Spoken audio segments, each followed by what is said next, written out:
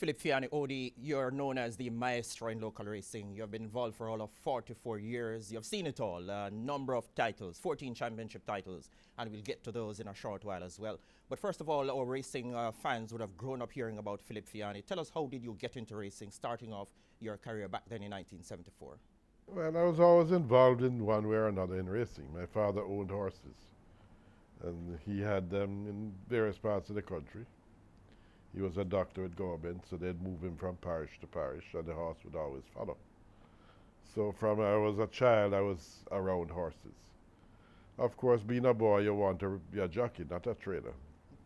And I tried that, but the weight didn't quite agree with me. So training was the next best thing. Tell us about your who you were apprenticed to then in terms of learning the rudiments of training, because you've evolved into one of the legendary trainers in Jamaica. I started out as an assistant with Larry Hussey. And my father decided if I was going to train, I need to go to the best. So he arranged and sent me to Vincent O'Brien in Ireland, the legendary Vincent O'Brien, who was also called the maestro. And I spent 2 years there before coming back home. One of the hallmarks of a good trainer, you've got to know horse flesh, be able to treat injuries, and you are well known in those areas, legendary. How did you manage to improve your skills over the years in these areas, you would say? Well, the first important part about training is to be able to pick a good horse. Fortunately, I've had that gift over the years. I've picked a lot more good ones than I've picked bad ones. Secondly, conditioning of the horse. And thirdly, getting that animal fit.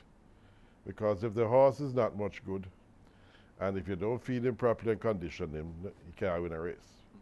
So the important factor is a good horse, condition him properly, and no matter how bad a trainer you are, that horse will win. How will you compare training now, Philip, back to when you started out, given the changing technology, the quality feeds we have now for horses and so on, the resources which are available now?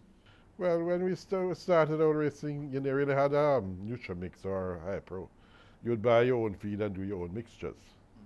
And that would be corn, probably oats, bran, and you mix them and do your own feeding.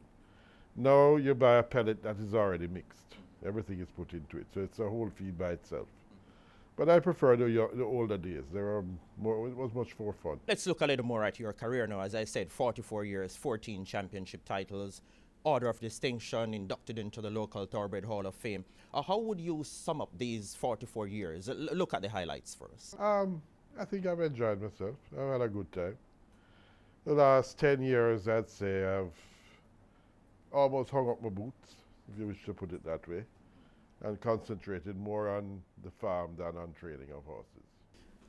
You have trained some legendary horses, the 14 championship titles. Let's look back at those. How challenging were those years and the quality horses you had under your care back then? Well, I remember, naturally everybody wants to win the Derby. That is the most sought after race. And I remember my first Derby with Hello Puchilu, and there's no feeling to describe it other than your birth of your child. It was a phenomenal feeling. And people who are in racing, those are the feelings they get, and that's why they remain in racing. Other than that, they'd probably get a hobby and get a boat and go to Hellshire or Lime Key and chill for the day. You spoke about Hello Puchilu, and I remember that great filly back in 1983 it was. And you have trained, as I said, some great horses. Let's look at some of the horses you have trained. As I said, Hello Puchilu is there, the Viceroy, Eros, A King is Born, Prince Consort, Simply Magic, Milligram. The list goes on and on and on. How would you categorize those horses in terms of putting them in a pecking order in terms of greatness? My soft spot has always been for a horse called Eros. As far as I'm concerned, he's the best horse Jamaica's ever bred. If it wasn't for me training Eros and Viceroy at the same time, Eros would probably have accomplished more. But I made him take more of a back seat and pushed Viceroy because he was owned by an owner. Eros was owned by myself. Owners don't like to see the trainer's horses beating them. So Eros was kept mainly for sprinting and Viceroy was kept mainly for going a distance or ground.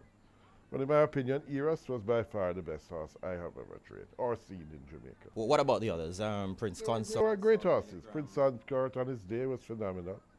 Kazoche's Super Stakes is something will never be forgotten. 2-2 on a dead track, beating the Trinidadian Invader by, what, 10 or 12 lengths, beating the Triple Crown winner by 19 lengths. Those are memories that will always be there.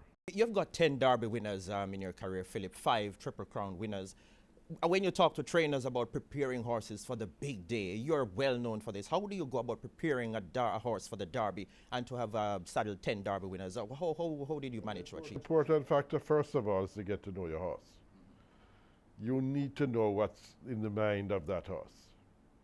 And the only way you're going to know that to any great degree is to have a good rapport with the groom who looks after the horse. That groom is with him almost 24 hours a day. He can tell you where the horse likes to stand, what the horse likes to do. When you finish the work, he can tell you how the horse feels, you know, how he has come out of the work. The important factor preparing for a race is to keep in mind the race you're preparing for. Don't get sidetracked and stick to the plan you have devised. You spoke about the team, Philip, and the supporting cast, which is very, very important. The grooms, the stable lads, and so on, because it takes all of these individuals to pool resources for the trainer to be successful. So tell us about how you went about selecting these individuals. Fortunately for me, Spencer, over the years I've had very good help. I've had some of the best grooms Jamaica has ever had. But like everything else, we all get a little older. You know, we're all getting old now. I watched Bengadi, my head lad, who used to look after Eros, picking out a stall the other day and he could hardly bend down.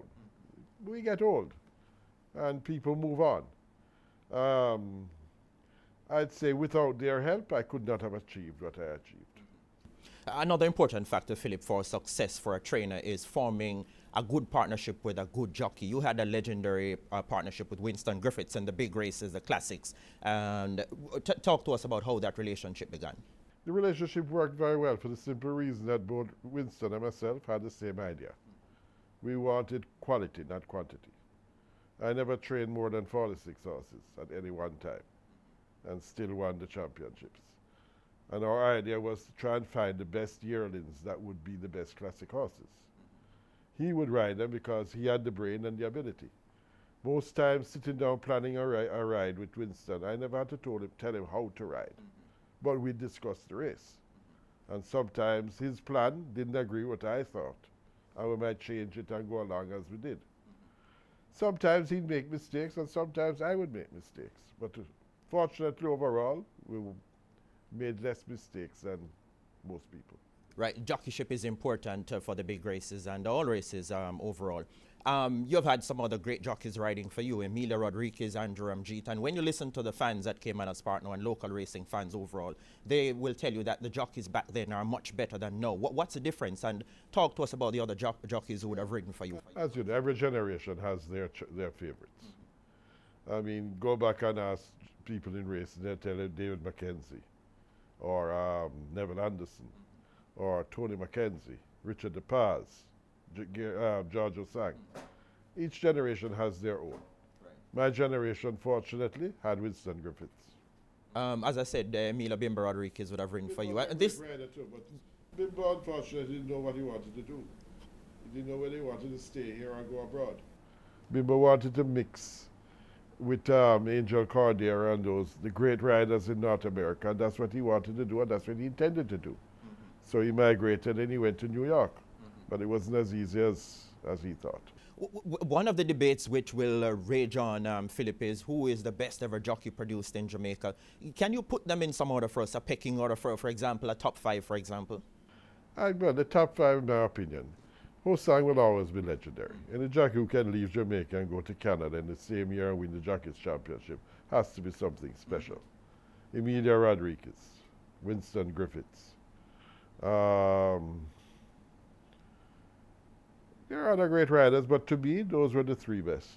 What about the present crop, the contemporary group you would have seen in the last 5 to 10 years, for example? What advice would you give them? What are the hallmarks that they need to develop? I've seen some youngsters coming out now in this crop from the jockey school that look very promising.